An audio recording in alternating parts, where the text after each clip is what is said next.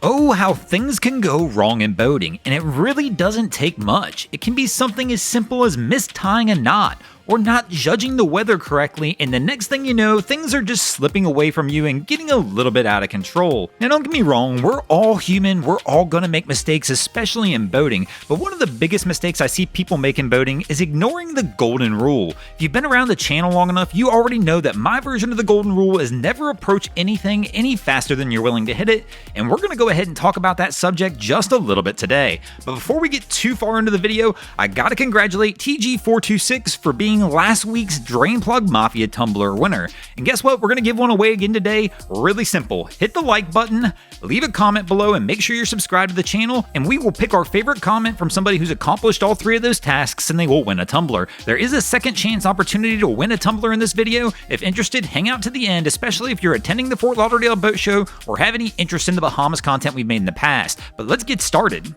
Now, not approaching anything any faster than you're willing to hit it seems like a pretty basic, easy to understand concept, and most people think this really only applies around the dock, and that's where things go wrong in boating and get a little misconstrued, because to be honest, there's a whole lot more that goes into this than just the dock. So for example, one of the most highly hit items on the water that people hit faster than they're willing to hit it most times is going to be the sandbar. Now I know this is a tough one. You can't see them, but it's all the more reason anytime you're boating in unfamiliar waters, you need to use extreme caution. Because landing too hard on the sandbar can put you in a pretty bad spot where you may be stuck for several hours waiting on water to come up, or somebody to come over and help you out with a tow trying to get off the sandbar, and in some very fortunate cases, you may just be able to power your way through it. But I always recommend using caution when taking that approach, because sometimes powering your way through it may come at a cost. Now, of course, there are plenty of other things you can hit faster than you're willing to hit it on the water, other than the bottom of the lake, and of course, other than the dock.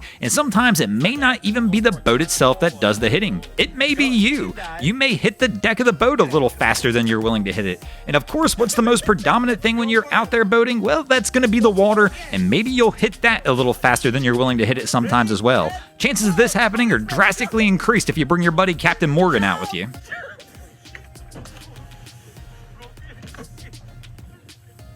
Your boat is not the only thing that can get hurt out on the water by approaching things faster than you're willing to hit them. The body itself can take an absolute pounding out there as well, and you never know where it's going to come from. Some of the most unusual things can occur on the water, and it might not even be the water or the deck you hit. Heck, wildlife can get involved as well, and when wildlife hits you a little faster than you want to be hit, well, the pain can be serious. Which is just a reminder why you've always got to stay on your toes in the water, look for every possible obstacle and thing that can get in your way, and make sure you try and avoid it at all costs. As we've shown, the body can take some damage, but the most damaged thing we see on the water, of course, is going to be boats, and one of the other things you can hit a little faster than you're willing to hit it is going to be the water. And when I say that, that can be in the form of a wave or wake, and the next thing you know, you find yourself stuffing the bow and your boat's swamped. If you ever need any lessons on how to do this, go check out my boy Wavy Boats channel down there at Haulover Inlet, and there are plenty of examples on that channel of people showing you how to stuff the bow and cause some damage to the boat. Now, most of the situations we've talked about so far are kind of those unexpected situations, the ones you're not going to see coming.